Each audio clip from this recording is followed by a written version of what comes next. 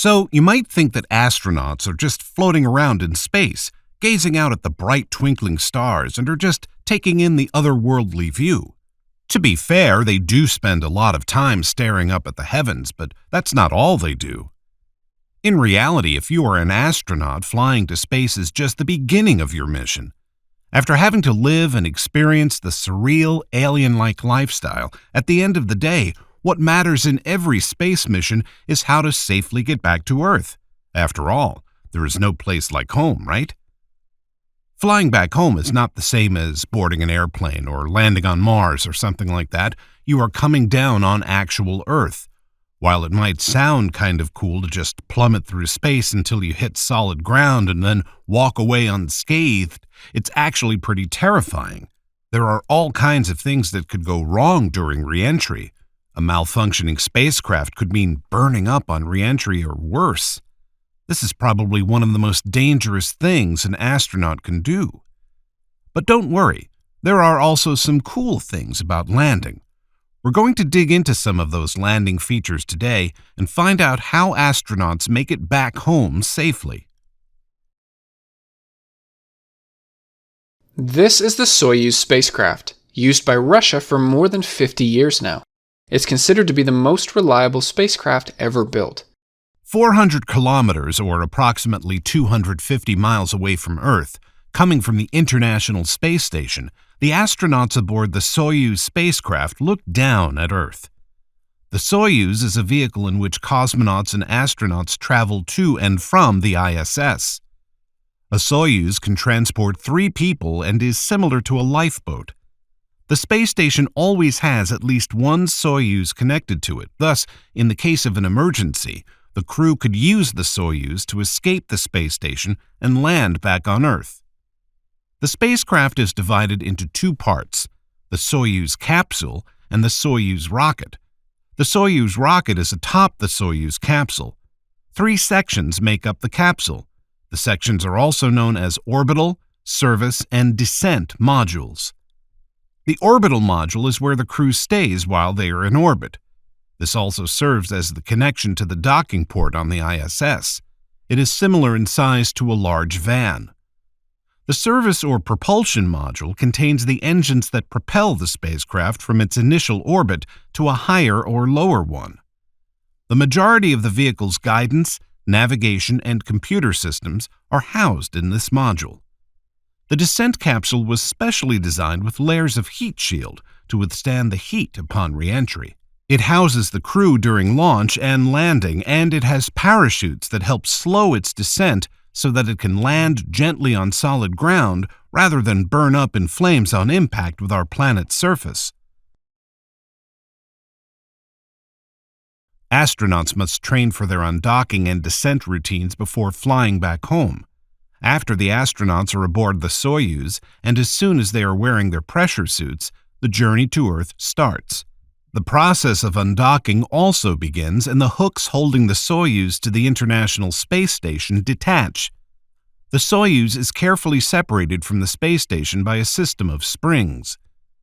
It takes about 3.5 hours to return to Earth aboard the spacecraft. To stop orbiting the Earth, the spacecraft's engines fire for roughly 5 minutes. The Soyuz spacecraft's orbit is shortened as a result of the engine burn, allowing it to re-enter the atmosphere. The orbital module is discarded about 3 hours after undocking because it is no longer needed. Half an hour or so after its engines complete their last task, a de-orbit burn, which lowers the Soyuz from orbit, the instrumentation or propulsion module is jettisoned simultaneously. It also takes the 2 solar panels off the spacecraft. Only the descent module containing the astronauts returns to Earth. After the propulsion module has been jettisoned, the crew can control the vehicle using a secondary guidance, navigation, and control system in the descent module. A rotatable hand controller that powers the firing of 8 external hydrogen peroxide thrusters allows the Soyuz commander to regulate the module's movements. This system is turned off when the parachutes are deployed 15 minutes before landing. Re-entering the Earth's atmosphere is challenging for a number of reasons. Gravity and drag are two of the forces that affect an object as it enters the Earth's atmosphere. An object will inevitably be drawn back to Earth by gravity. However, the object would descend quite quickly due to gravity alone. Fortunately, there are air atoms in the Earth's atmosphere. Friction is produced as the object strikes and rubs against these particles as it falls. Due to the drag or air resistance created by this friction, the object is slowed down to a speed that is safer for entry. Still, astronauts aren't spared from its effects.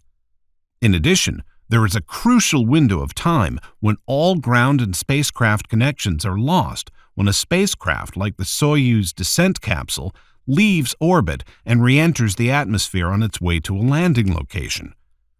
Reentry blackout is the phrase used to describe this phenomenon, which is caused by the craft's extreme heating during reentry.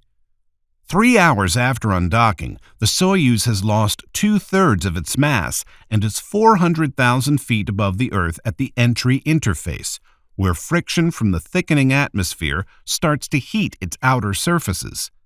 The module's focus shifts to slowing its descent with only 23 minutes until it lands on Kazakhstan's lush plains in Central Asia. 8 minutes later, the spacecraft is now moving through the sky at a speed of 755 feet per second. The astronauts are forced back into their seats while experiencing weights up to 5 times greater than their own. Its speed will drop to just 5 feet per second before impact, and it will land at an even slower pace. The crew's comfort and safety during landing is guaranteed by a number of onboard features, such as parachutes, landing engines, and the astronauts' seats. 15 minutes prior to landing, 4 parachutes are opened, greatly slowing the vehicle's rate of descent. First, 2 pilot parachutes are released. Then a drogue chute hooked to the second parachute is opened. The drogue chute reduces the rate of descent from 755 feet per second to 262 feet per second while taking up a surface area of 24 square meters. The last to open is the main parachute. With a surface size of 10,764 square feet, it is the largest chute. In order to disperse heat, the vehicle's harnesses change its angle to a 30-degree slope with respect to the ground before shifting it once more to a straight vertical descent just before landing. Even after slowing the Soyuz down using the main chute, its descent speed of 24 feet per second is still too fast for a secure landing. 2 sets of 3 small engines on the bottom of the vehicle start to burn 1 second before touchdown, slowing the vehicle and softening the landing. Last but not least, custom-fitted liners on the crew's seats further cushion the impact of landing. To achieve a secure, comfy fit when the module lands on Earth, the liners are created pre-flight and individually shaped to match each person's body. The Soyuz spacecraft isn't the only vehicle astronauts use flying back to Earth. On May 6, 2022, NASA's third long-duration commercial crew mission to the International Space Station was successfully completed when the team of SpaceX's Crew 3 spacecraft safely splashed down in the Gulf of Mexico off the coast of Florida. NASA astronauts Kayla Barron, Raja Chari, and Tom Marshburn, and European Space Agency astronaut Matthias Maurer returned to Earth in a parachute-assisted splashdown at 12:43 a.m. EDT after spending 177 days in space. A new Crew Dragon spacecraft was used on the Crew 3 mission named Endurance. At a height of 26.7 feet, it is almost 3 times the size of a basketball ring. The spacecraft can carry up to 7 crew and return to Earth via a splashdown-based water return, just like the Apollo 13 space mission. The spacecraft was named Endurance as a celebration of the human spirit's perseverance as we go further than ever. After the landing process is complete, paramedics head to the landing location, open the hatch, and assist the astronauts in exiting the spacecraft. For astronauts, coming back to Earth is a bit like jumping into a swimming pool after spending a day at the beach. It's exciting, invigorating, and it can be pretty jarring. When astronauts return to Earth after a long trip in space, they can feel disoriented, nauseous, and fatigued. Even though astronauts are well trained for this experience, it doesn't make the transition any less challenging. The first thing that happens when astronauts return to Earth is a feeling of motion sickness. This happens because their brains have been used to feeling zero gravity for so long, but now that they're back on Earth, their inner ears are confused about what's up and what's down.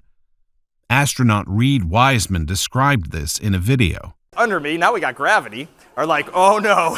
And so they're closing their visors and they're getting ready. I did not throw up. I did not. I made it. Another common side effect of returning from space is fatigue. Astronauts are just plain tired because they've been living in a hyperbaric chamber for months at a time. They also don't have access to fresh air or natural light while they're up there. Finally, astronauts can experience psychological changes as well. They may feel isolated or depressed after spending so much time away from family and friends. So you can just imagine the sense of fulfillment astronauts feel when they're back here on Earth. Wiseman added, Really, the feeling is just adrenaline, and you're flipping around and smashing into the ground at a high rate of speed, and you're alive. And I wanted to talk to my wife and my parents, and I just wanted to celebrate life. Humans are capable of so much more than we give ourselves credit for.